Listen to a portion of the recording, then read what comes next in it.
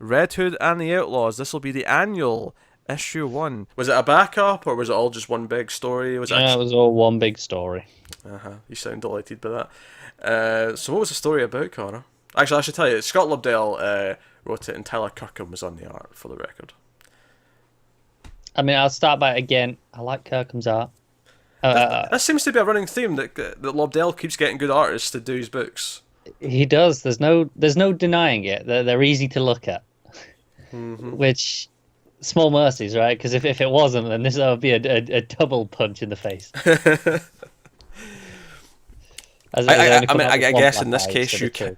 I guess in this case you can actually polish a turd. You can make it so that the turd looks all right, but it still has a smell. It's still a turd. It looks appetizing, but you can smell it's nasty. Yeah. Okay. You can smell the reality. You almost make it sound like the good art's almost a bad thing, like it's trying to trick you. Try to trick you into something good, but it's really not. It's really not. Do you know what it is? It actually leads to a real problem where I have to reread certain pages quite a few times because I'll just kind of look at the art and go, "Oh, that looks really nice," and then I have to go back and go, "Shit, what are they talking about?" I was looking at the pretty pictures. So what was it about? I seen Nightwing was on the cover. Nightwing's in this. Nightwing is in this. Basically, they're infiltrating a circus for whatever reason. And Jason's like, "Hey, Nightwing, you know what to do at a circus. Let's get you in." Okay. So Do you know what else it had that I like? Oh, go on. KG Beast. Okay. Although he's going by just the Beast now, which I think I knew, but I'd forgotten. I feel like I'd seen it somewhere. Yeah. Well, it was in All Star, wasn't it? But I think it was still called KG Beast at the time, was it not? Oh, I don't know. I can't remember. Maybe I think I'm sure it mentions a Detective Comics thing. My head just kind of fills in the KGB, maybe like part of the title. Mine does as well. Like, I'm never gonna call him Beast, am I? It's just no, it's KG Beast. Yeah, because Beast is an X-Men character. Right, exactly. So, all right, go on then. Tell us all about it. Infiltrating a circus with Nightwing. Yep, pretty much. So it kind of starts with just Dick's going and watching their performance. They're doing various things. Bizarro's being like a strong man. Jason's on a bike going through a ring of fire. Oh, so they're actually impersonating their performance, yeah. Oh, okay, circus people. Okay, and right. that's how they get Dick involved. They're like, oh, he's really good at acrobatics. Like, he's got a thing. He's really good at the acrobatics. They give him a costume, and I think they call him like Flippy Flop the Clown or something like that. Flippy Flop the Acrobatic Clown. I'm sorry, and it's this awful, horrendous patchwork thing. See, I would have taken that opportunity to make a little wink, wink callback to his original outfit. That awful collar thing from the. I mean, there is a awful collar, but it's not anything like that. Okay. But it's bad. It basically is the point. Okay. Continue. But yeah, you basically have the three of the main three sharing a trailer, and Bizarro's got like he's wearing these like denim overalls, kind of like he was on. If you know how you think of like Superman on a Farm. Okay, yeah. Like he's wearing those, and he's cooking some beans, and he's really proud of his beans. And the others are just like, cool. No one else cares, but he's really, really proud of himself for cooking. I don't know. Again, Bizarro is the high point. And thankfully, there's not much art in this. She kind of starts hitting it off with Nightwing at one point, and I'm like, look, I know everyone's into Dick, but please don't do this. Yeah, who doesn't love Dick? I mean, exactly. But thankfully, they don't. So, saved.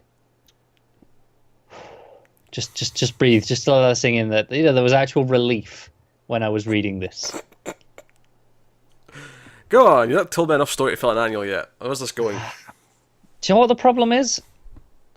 I'm not entirely sure. It's kind of just this side story where they're like, hey, there's KG Beast and we're at this circus, and They're like, "Oh, Dick, you can come and help us because you know what to do in a circus. You'll know Well, how yeah, to but find the truth." the story must end somewhere at the end of the issue. Like, what happens? What's the purpose? What does it build up to? Are they infiltrating the circus because KJ Beast is like hiding in one and they have to find him, or This is the point. It's never really clear as to why they're there. Like they seem to know something's going on, but they don't really seem to tell us. is this a Like, part one? Is there a part two in like the next I don't issue of the know. book? No, not that I know of. It basically ends with them taking out KG Beast. That's it. They're just there to take him out. So why are they in the circus? I, because KG Beast's at the circus. So the book opens with a little intro of him in the circus. All right, so I was right. So they're infiltrating the Well, circus. yeah, but he's just So what's so confusing about it? no. Hang on, he's not in the. This is why I was confused because he's not in the circus. There's an intro of KG Beast on a boat, and then it cuts to them in the circus, and it's like, what's going on? Aye, but And when they get him at the end, where is he? At the end, they're at the circus, but he's still he's in his full outfit. He's got all his guns and his big sword, So and they must have known that he was going to be at the circus. they must have done. It doesn't ever tell me why. Sure, but I'm not sure why he's so confused. Like, for whatever reason, they've got a... I just feel like there's supposed to be some detective work going on here. Right. But there's not. It just kind of happens. It feels very convenient. I feel like you've been missing word bubbles. I feel like you've missed key information here. No, I definitely haven't because I had to read half it twice to make sure. So they're at the circus. They're infiltrating the circus because they know KJ Beast is going to be at the circus. Yeah. So why is KJ Beast at the circus? Is he just there to enjoy the circus and watch? Is he there to kill someone and that's why they're intervening? He is there. This is where it gets confusing. They're like we know they don't know necessarily that it's KG Beast. They're like, oh, there's something shady going on. So is someone going to be assassinated at the circus? Well, they never say assassinated. They're like, oh, we know stuff's going on, and you know, there's things that are strange, and it's just the problem is Jason never wants to tell Dick the whole thing because it's like, you know, they're supposed to be brothers, but they don't really, you know, they don't get along. So we never get the full thing of like what it really is. It's like every time he goes to, they get interrupted, and this is why I'm really confused as to what the point of the issue is, because it actually cuts from going Jason saying he needs his help, like reluctantly admitting that he needs his help, and they're both like, yeah, maybe I could help, maybe I won't, sort of thing, and Artemis is like, look, come on, you're both gonna do it, you might as well just get on with this and help, and then they get interrupted, and then it literally cuts to them sitting all around a campfire. And Jason's going, hey, shouldn't we be finding the bad guys? And Dick's like, yeah, this is a circus. It's all about community. You gotta talk to them, let them know that and get into them that way. But it never actually tells me what the threat was in the scene where it's supposed to. It really is a bad issue in that sense because it fails. I'll have to take your word for it because I'm not willing to. I'm not willing to read it to find out. You have so then you have them all just kind of bonding with various circus people. Like you have Bizarro he's into the woman playing some instrument, a fiddle, and she's she's got a little scarf up over a mouth, like a you know the sort of thing. Yes. Yeah. So and he's like proper into her, and Jason's like, hey, go talk to her, and he's like, no, he's like, it's an order. He's like, fine. And he goes over and he's being all nice, and she takes the thing off. It's like she's a bearded lady, which is why she's in the circus. And she's like, oh, even here they're all still a bit like dicks to me. And he's like, no, it's fine. And they start making out. So Bizarro's making out with the bearded lady. Okay. Yep. That's actually how the issue ends. Like it ends on them talking about him making out with the bearded lady and going, hey, did you get a number? And he goes, yes. It was 8.